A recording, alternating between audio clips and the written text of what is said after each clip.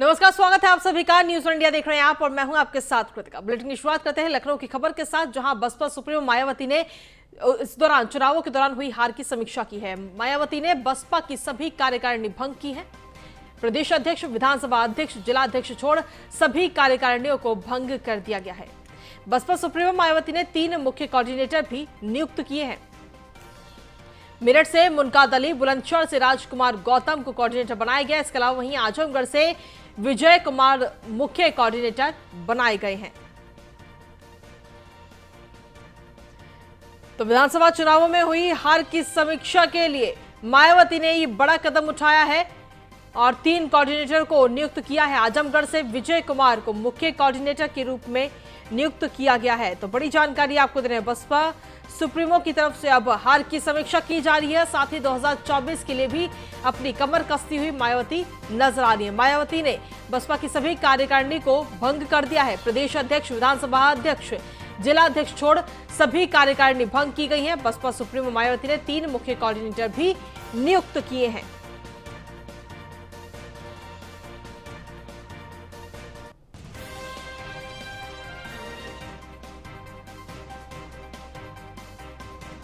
तो बड़ी जानकारी इस वक्त आपको दे रहे हैं लखनऊ से, जहां पर बसपा सुप्रीमो मायावती ने हार की समीक्षा की है। दरअसल आपको बता दें कि अभी जो हाल ही में उत्तर प्रदेश के अंदर विधानसभा चुनाव हुए, उसमें बड़ी हार का सामना बसपा को करना पड़ा और ऐसे में क्या कुछ रीजन रहा, उसकी समीक्षा की गई। और अधिक जानकारी के साथ संवाददाता एसके हमारे साथ जुड़ गए हैं फोन लाइन पर।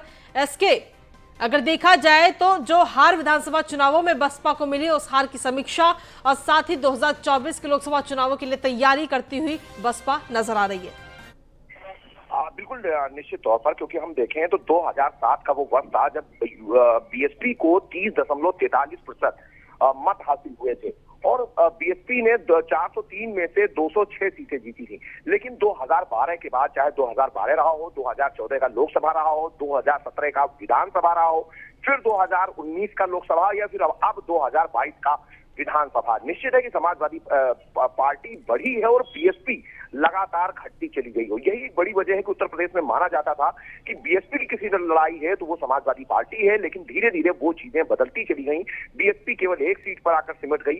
जो वोट प्रतिशत 30.43% बीएसपी का हुआ करता था, वो केवल 13% पर आ गया और सीट केवल 1 बची। तो निश्चित है कि बीएसपी का जो कैडर वोट है, जिस पर कहीं न कहीं बीएसपी लगातार ये मानती थी कि उसकी किसी भी हालत में उत्तर प्रदेश में इतनी खराब स्थिति नहीं हो सकती, वो हुई है।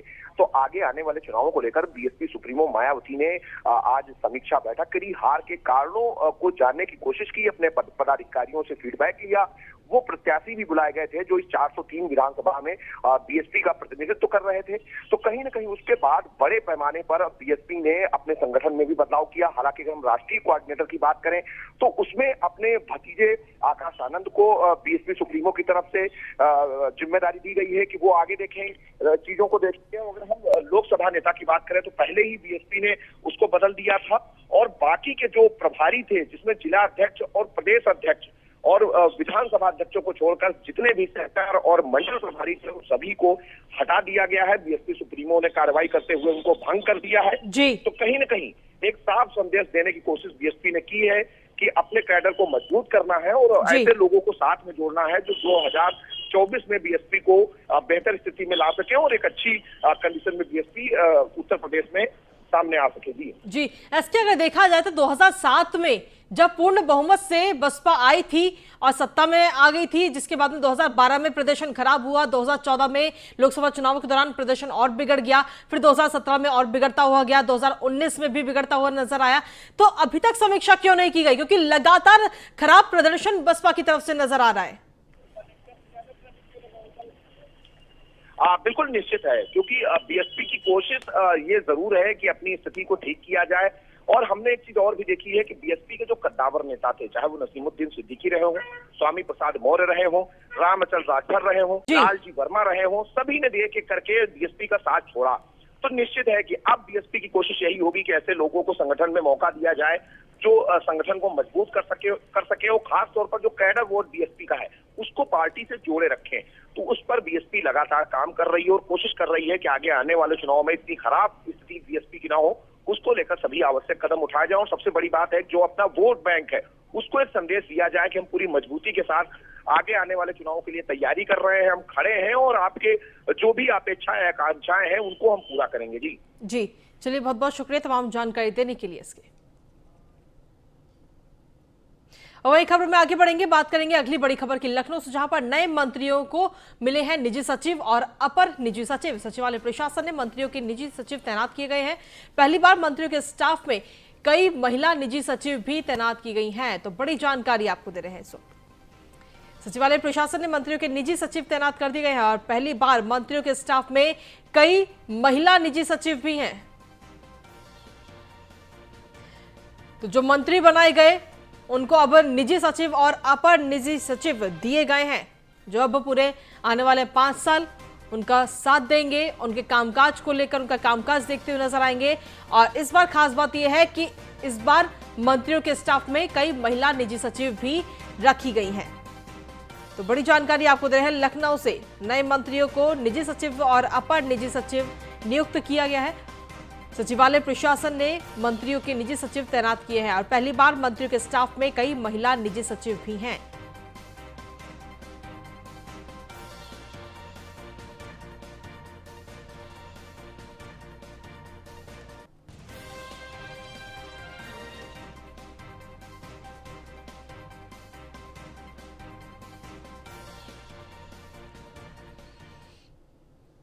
वहीं लखनऊ से सुख की एक और बड़ी जानकारी, जहां पर कैबिनेट मंत्री बेबी रानी मौर्य का बड़ा बयान इस वक्त सामने आया। मौर्य का बड़ा बयान है, उन्होंने कहा कि मैं खुद जाटव समाज से आती हूं, ऐसा कहना है बेबी रानी मौर्य का। बीजेपी ने एक दलित को मेयर राज्यपाल बनाया, बीजेपी ने एक दलित को कैबिनेट मंत्री बनाया, बीजेपी ने एक दलित को राष्ट्रीय उपाध्यक्ष बनाया। साथ ही उन्होंने कहा कि स्वामी प्रसाद मौर्य एक अवसरवादी थे, स्वामी प्रसाद बस अवसर खोजने के लिए आए थे। तो सीधे तौर पर स्वामी प्रसाद मौर्य पर भी हमलावर होती हुई बेबी रानी मौर्य नजर आई। साथ ही उन्होंने कहा कि आप खुद देख लीजिए स्वामी की हालत क्या है। तो बड़ी जानकारी आपको देने इस वक्त बेबी रानी मौर्य का यह बयान इस वक्त सामने आया है। उन्होंने कहा कि स्वामी प्रसाद मौर्य सिर्फ अवसर खोजने के लिए बीजेपी में आए थे। दरअसल आपको बता दें कि चुनावों से पहले ही स्वामी प्रसाद मौर्य बीजेपी को छोड़ करके सपा में शामिल हुए हैं। अब बीजेपी में मंत्री पद उन्हें दिया गया था, लेकिन उसके बावजूद भी बीजेपी का दामन छोड़ समाजवादी पार्टी का दामन उन्होंने थाम लिया, जिसको लेकर के हमलावर होती बेबी रानी मौर्य नजर आई। बेबी रानी मौर्य ने बीजेपी की तारीफ करते हुए कहा कि एक दलित को मेयर और राज्यपाल बीजेपी ने बनाया है, बीजेपी ने एक दलित को कैबिनेट मंत्री बनाया है। आपको बता दें कि बेबी रानी मौर्य आगरा ग्रामीण से जीतकर विधानसभा पहुंची है और साथ ही मंत्री परिषद में भी शामिल हैं।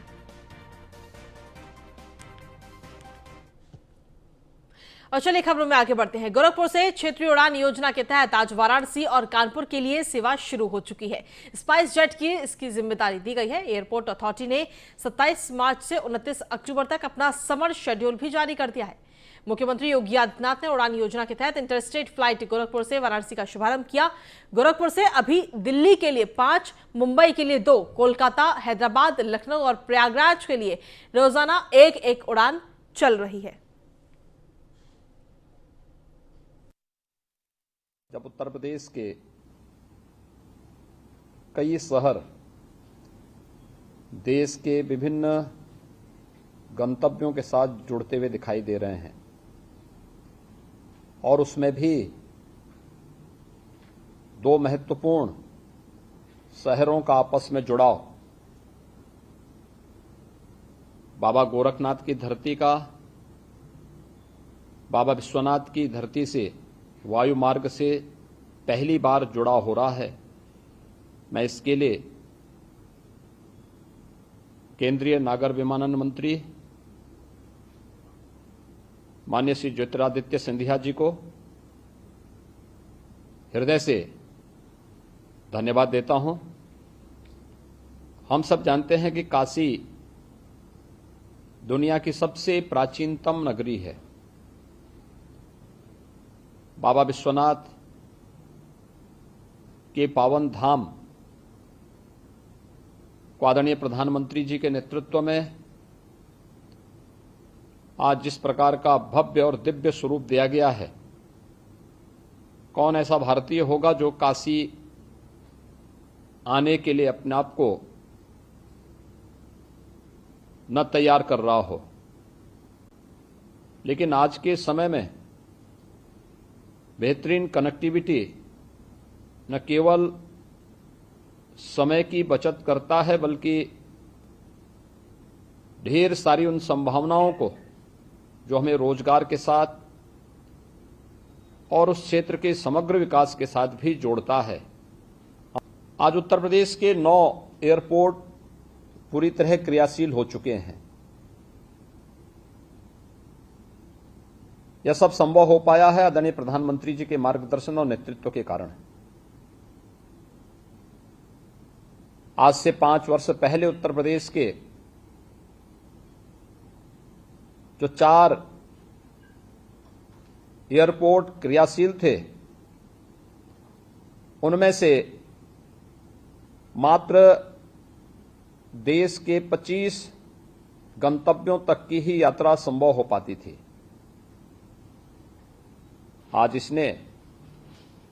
आज देश के अंदर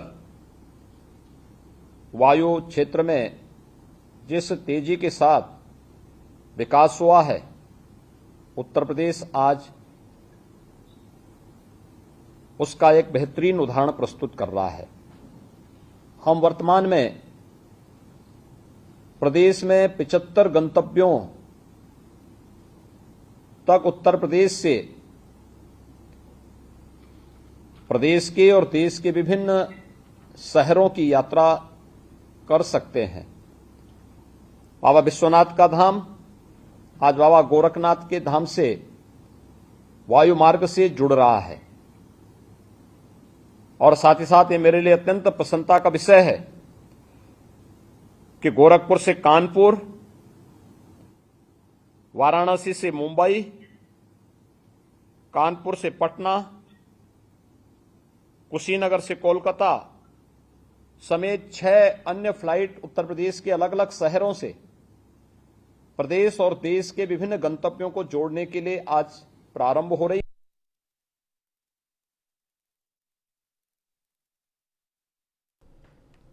तो गोरखपुर को सीएम की तरफ से तोहफा दिया गया है। मंजूरी के बाद कंपनी ने अपनी तैयारियां भी अब शुरू कर दी हैं इन फ्लाइट्स को लेकर के। तमाम तैयारियां की जा रही कंपनी की तरफ से। बरेली और सहारनपुर को गोरखपुर से सीधा जोड़ा जाएगा हवाई मार्ग के जरिए। बेंगलुरु की बंद चल रही उड़ान सेवा भी शुरू की जाएगी। साथ ही कोलकाता के लिए एक उड़ान सेवा और दी जाएगी कोलकाता जाने वालों के लिए। साथ इसके अलावा गोरखपुर के उड़ानों की संख्या अब 15 हो जाएगी।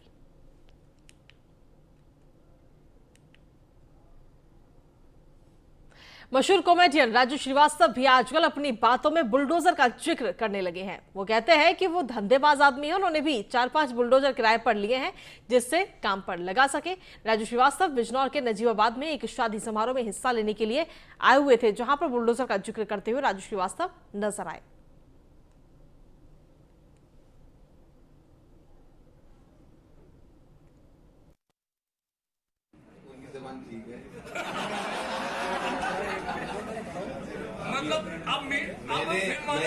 मैं धंधे वाला आदमी हूँ। मैंने 5-6 बुलडोजर किराए पे लेके डाल दिया है। अब मैं अटैच करवाने के लिए ढूंढ रहा हूँ। तो डर आपको बुलडोजर से आपको भी लग रहा है?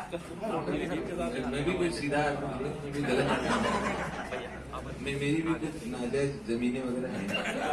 झूठ क्यों बोलूं भाई? ऐसा सच्चा आदमी भी नहीं मिलेगा। सबसे खतरनाक अभी क्या हो गया पता है? शहबाज भाई अभी गाड़ी से सुना, एक कह रहे हैं आपको टेलीविजन में बहुत देखा है। हमने कहा जी शुक्रिया, जिंदा पहली बार देखा है। हमने कहा बड़ी मेहरबानी भाई। और सबसे खतरनाक मुझे एक लड़का मिला, अभी कहाँ गया, किसी ने लगता जानबूझ के छोड़ा था मेरे ऊपर। छोटा बच्चा था, ये नहीं तो कबूतर है, छोटा बच्चा था, तो मैंने हाथ मिलाया तो मैंने पूछ लिया बेटे आपके पापा क्या करते हैं? वो तो मालूम नहीं, हम तो जल्दी सो जाते हैं। वहीं बागपत के मलकपुर गांव में एक युवक की गोली मारकर हत्या कर दी गई। आरोप है कि गांव के ही 4 युवक ने युवक विशाल को गोली मारकर हत्या कर दी और मौके से फरार हो गए। वारदात की सूचना पर मौके पर पहुंची पुलिस ने शव को कब्जे में लेकर आगे की कार्रवाई शुरू कर दी है। तो वहीं एडिशनल एसपी मनीष कुमार मिश्रा ने कहा कि आरोपियों को पकड़ने के लिए 2 टीमें गठित की गई हैं। जल्द ही आरोपियों को गिरफ्तार कर लिया जाएगा। अब तो सुबह ही खेत में चले गए। अब तो पता लग गया कि ऐसे ऐसे लड़के पर फोन कराया हमारे किसी ने, कह लगा नू थारा वो भाई के गोली मार दी। फिर लड़का गया, कह लगा बता पापा गोली मार दी। वह किसका कहला विशाल के, वह कहा सी कह वहाँ गाँव में ही, वहाँ हम गाँव में आए इतने हुए पुलिस उसको उठा के लेगी। उसका नाम विशाल है। अब उसका पता ही नहीं लगा। फिर इस बॉडी जा रही बागपत। आप क्या लगा उनका? बच्चा अच्छा लगे। ये आसवा थाना क्षेत्र बड़ौत में मलकपुर के रहने वाले शीशपाल के द्वारा सूचना दी गई कि उनके बेटे विशाल की हत्या उन्हीं के गांव के 4 लोगों ने मिलकर के कर दी है। तहरीर प्राप्त कर मुकदमा पंजीकृत किया जा रहा है। घटनास्थल का निरीक्षण मेरे द्वारा एवं अन्य अधिकारियों द्वारा कर लिया गया है। शव को पंचायताना पोस्टमार्टम हेतु भेज दिया गया है। अभियुक्तों की गिरफ्तारी के लिए 2 टीमें लगाई गई हैं। घटना के संबंध में 3 लोगों को हिरासत में लिया गया है। शीघ्र ही अभियुक्तों को गिरफ्तार कर आवश्यक वैधानिक कार्रवाई सुनिश्चित कराई जाएगी। और खबरों में आगे बढ़ते हुए बात करेंगे अब जौनपुर की, जहां पर पुलिस, एसओजी और सर्विलांस की संयुक्त टीम के साथ मुठभेड़ में लूट की योजना बनाते हुए अंतर्राज्यीय लुटेरा गैंग के 4 कुख्यात अपराधियों को गिरफ्तार किया गया। 2 बदमाशों के पैर में गोली लगी और उनके कब्जे से 1 पिस्टल, 3 देसी तमंचा और भारी मात्रा में कारतूस के साथ 4 मोबाइल और नकदी बरामद की गई है।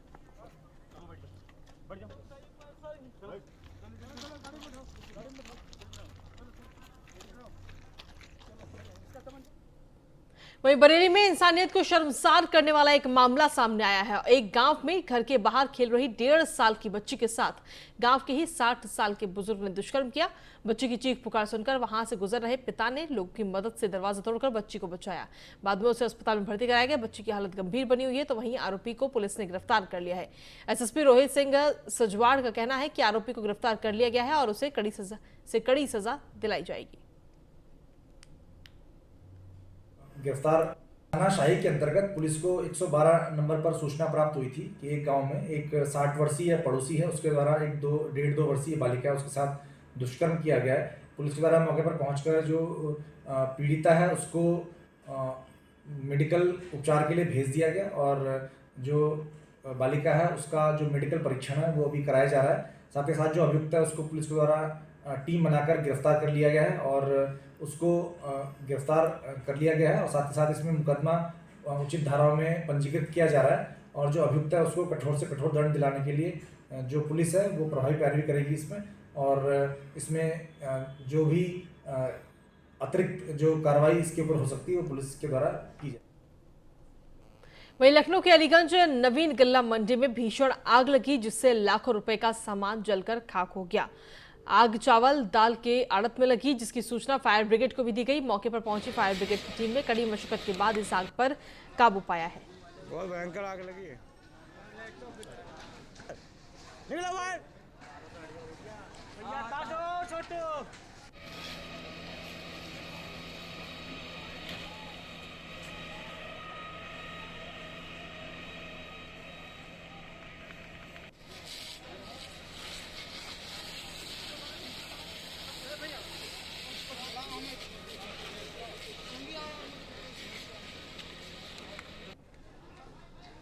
बहुत भयंकर आग लगी है। निकलो बाहर।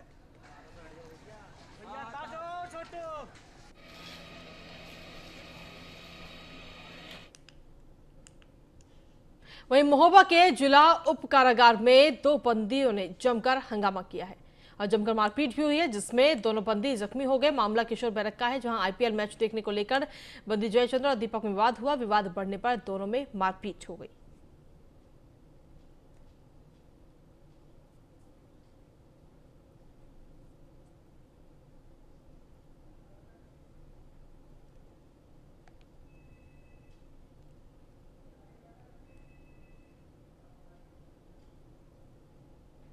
अभी एक कैदी को जेल से पुलिस वालों द्वारा जिला चिकित्सालय लाया गया था। उसके आँख में चोट थी। उसने बताया कि उसके खुद के गिरने से उसको चोट आई थी।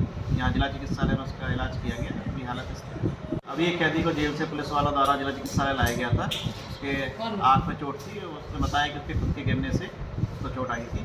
यहाँ जिला चिकित्सालय में उसका इलाज किया गया। अभी हालत स्थिर है।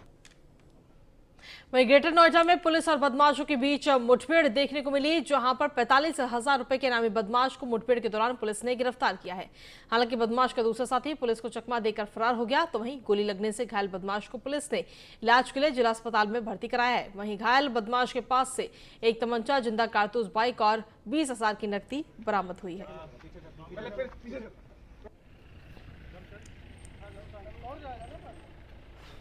तो आपको बता दें कि ग्रेटर नोएडा के अंदर पुलिस और बदमाशों के बीच मुठभेड़ हुई और इस मुठभेड़ में एक 45,000 के इनामी बदमाश को पुलिस ने गिरफ्तार कर लिया है, जिसके पास से हथियार और बाइक भी बरामद की गई है। हालांकि इस दौरान उसका साथी पुलिस की गिरफ्त से फरार हो गया, वहां से भागने में वो कामयाब रहा, लेकिन बदमाश को जरूर पुलिस ने गिरफ्तार कर लिया है और अब उसके साथी की भी तलाश पुलिस की तरफ से की जा रही है। तो ये मुठभेड़ हुई ग्रेटर नोएडा में, जहां पर बदमाश को गिरफ्तार किया है। बदमाश के पैर में गोली लगी।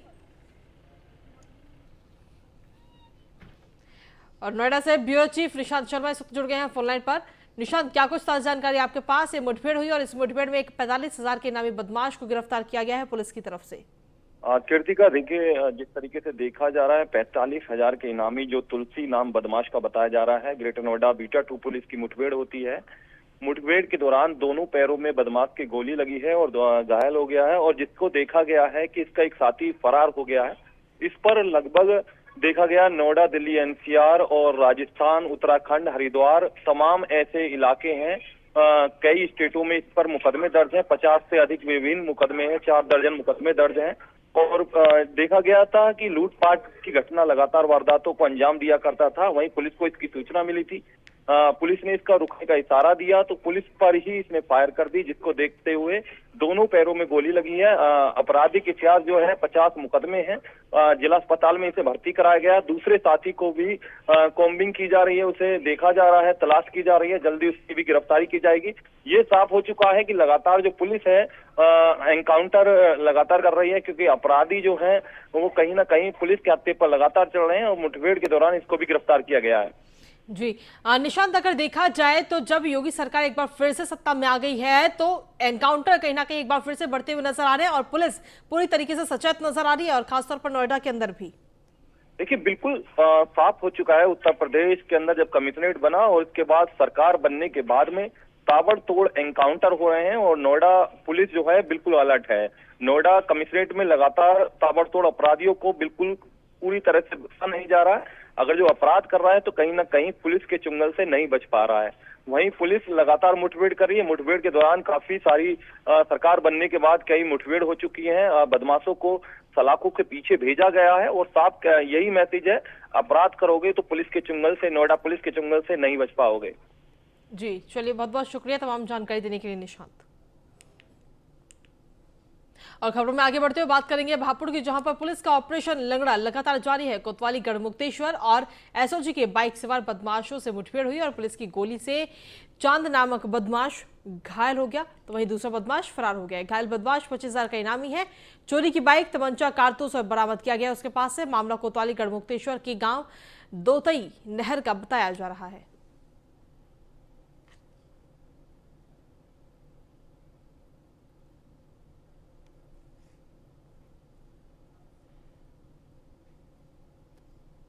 आज दिनांक 26/3/2022 को मुखबिर की सूचना पर गढ़ पुलिस व एसओजी टीम द्वारा पूर्व से वांछित व 25,000 की इनामिया बदमाश के साथ मुठभेड़ हुई, जिसमें एक अभियुक्त चांद पुत्र इस्लामुद्दीन के पैर पे गोली लगी व एक बदमाश भागने में सफल रहा। घायल बदमाश को हॉस्पिटल भेजा गया। मौके से एक तमंचा, 2 खोखा व 2 जिंदा कारतूस व बिना नंबर प्लेट की गाड़ी मोटरसाइकिल बरामद की गई। वैधानिक कार्रवाई की जा रही है। वहीं जौनपुर में पुलिस, एसओजी और सर्विलांस की संयुक्त टीम के साथ मुठभेड़ में लूट की योजना बनाते हुए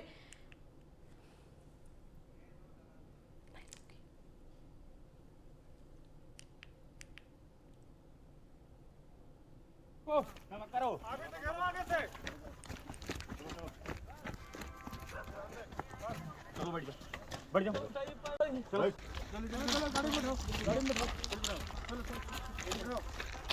चलो इसका तमंचा गिर गया वहीं, देखना जरा। उठाओ, चलो गाड़ी में उठाओ, गाड़ी में।